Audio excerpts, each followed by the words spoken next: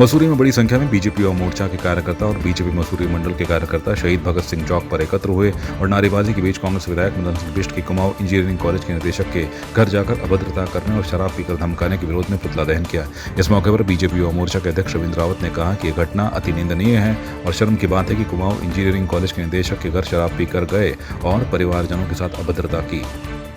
देखिए, आज भाजपा मंडल ने जो कांग्रेस के विधायक द्वारा जो अभद्र व्यवहार किया गया है उसके विरोध में पुतला दहन किया है। मैं बस इतना ही कहना चाहूँगी, आप एक सम्मानित पद पे हैं, आप एक प्रतिष्ठित पद पे हैं, तो आपको अपने व्यवहार में थोड़ी शालीनता लानी चाहिए और समस्याओं का समाधान सीधे तरीके से करना चाहिए।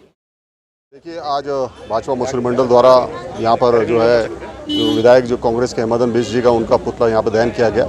जिस तरह का रवैया और जो व्यवहार उनका रहा है, जो इंजीनियरिंग कॉलेज के डायरेक्टर के घर पर जाना देर रात, वो भी नशे में धुत होकर, ये कोई एक विधायक और एक जनप्रतिनिधि का व्यवहार नहीं हो सकता है। और इस तरह से आपको यदि कोई समस्या थी तो आपको उनके ऑफिस में जाना चाहिए था, सही समय पे जाना चाहिए था।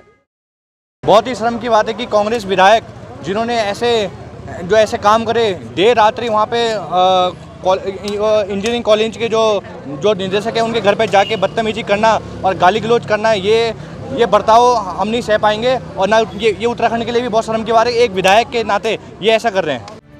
नरेंद्र नगर में आयोजित होने वाला 47वां सिद्धपीठ श्री कुंजापुरी पर्यटन एवं विकास मेला आगामी 15 से 22 अक्टूबर तक आयोजित किया जाएगा। मेले के आयोजन को लेकर वन मंत्री सुबोध उनियाल की अध्यक्षता और जिलाधिकारी टिहरी मयूर दीक्षित की मौजूदगी में नरेंद्र नगर पालिका के टाउन हॉल में मेले की बैठक की आयोजन किया गया, जिसमें मेले के आयोजन की तिथि निर्धारित की गई। बैठक लेते हुए प्रदेश के वन मंत्री एवं क्षेत्रीय विधायक सुबोध उनियाल ने कहा कि मेला हमारी संस्कृति और सभ्यता के संवाहक है, इन्हें अक्षुण्ण बनाए रखना हम सबकी जिम्मेदारी है।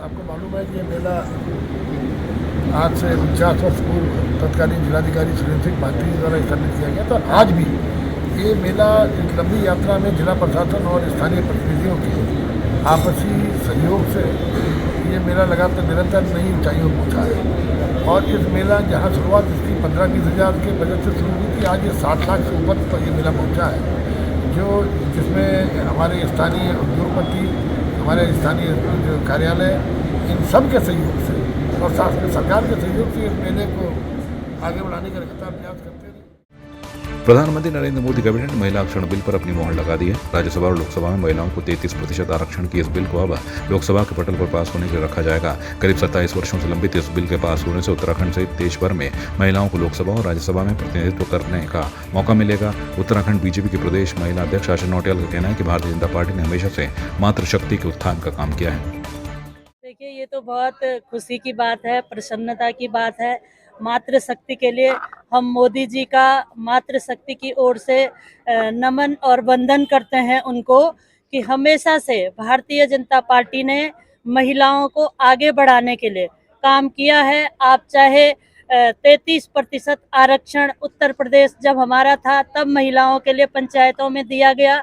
उसके बाद हमारा जब उत्तराखंड बना, यहाँ पर 50 से भी ऊपर पंचायतों में आरक्षण महिलाओं के लिए प्रतिनिधित्व के लिए दिया गया। और उसके बाद हमारे अभी धामी सरकार ने सरकारी नौकरियों में 30% 36 आरक्षण महिलाओं के लिए दिया। प्रधानमंत्री नरेंद्र मोदी के जीवन वृत्त पर आधारित फोटो प्रदर्शनी का उद्घाटन बीजेपी प्रदेश अध्यक्ष महेंद्र भट्ट ने किया।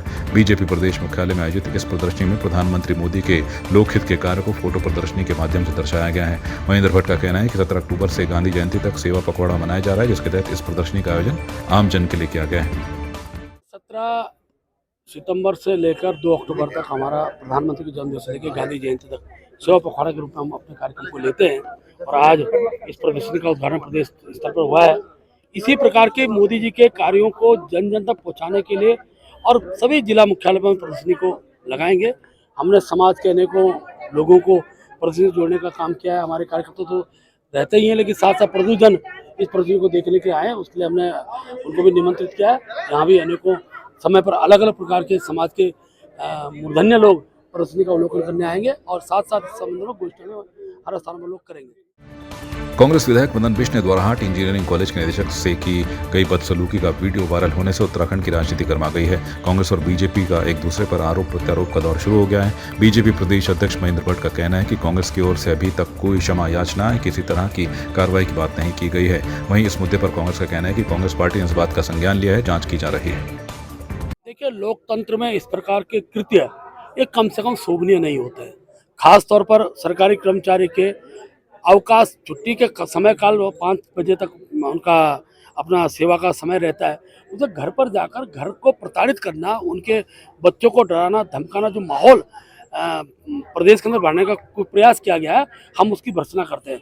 दुख इस बात का कि अभी तक कांग्रेस के किसी भी नेता ने अपने उस विधायक के कृत्य के लिए न तो क्षमा याचना किया और न उन पर कार्रवाई की मांग की है। भारतीय जनता पार्टी को मैं बड़ी विनम्रता के साथ याद दिलाना चाहता हूँ कि मदन बिष्ट जी का एक्ट तो उनको बड़ी जल्दी याद आ गया, या मदन बिष्ट जी का जो कृत्य है वो तो याद आ गया।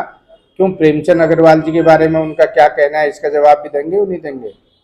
गणेश जोशी जी के बारे में उनको क्या कहना है, उसका जवाब दे दें।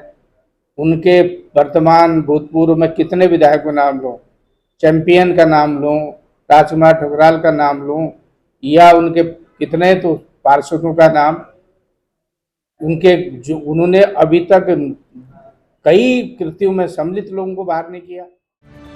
राजकीय स्नातकोत्तर महाविद्यालय बेरीनाग में वार्षिकोत्सव और छात्र संघ समारोह का आयोजन किया गया। इस मौके पर बतौर मुख्य अतिथि कैबिनेट मंत्री रेखा आर्य पहुंची और सरकार के लगातार उच्च शिक्षा के क्षेत्र में किए जा रहे कार्यक्रमों की जानकारी दी और छात्र छात्राओं से शिक्षा के साथ साथ खेलों में आगे आने की अपील की। वार्षिक उत्सव हुआ है और मुझे सौभाग्य से उसमें प्रतिभाग करने का मौका भी मिला है और निश्चित रूप से महाविद्यालय की अब तक में क्या घटना रही, महाविद्यालय के लिए क्या क्या चुनौतियाँ हैं और महाविद्यालय की छात्राएं और छात्र उन्होंने जिस प्रकार की प्रस्तुतियाँ दी हैं, ये सारी चीज़ें जो हैं एक आम जनमानस के संज्ञान में भी आ पाया है। और मेरी एक कोशिश रहेगी कि जो ज्ञापन छात्र संघ अध्यक्ष ने और महाविद्यालय ने यहाँ तक दिया है उन पर हम सतत प्रयास करें। घनसाली के उपजिलाधिकारी ने सीमांत ग्राम गंगी तहसील घनसाली में सरकार जनता के द्वार कार्यक्रम के अंतर्गत चौपाल लगाई, जिसमें कि ग्रामीणों की समस्याएं सुनी गई। ग्रामीणों ने उपजिलाधिकारी घनसाली के संज्ञान में लाया कि ग्राम को जोड़ने के लिए PMGSY की सड़क बनाई गई है जो गांव से जुड़ गई है, किंतु केवल 50 मीटर की दूरी पर छोड़ दी गई है, जिसे तत्काल पूर्ण करने हेतु संबंधित विभाग को निर्देशित करने की मांग की।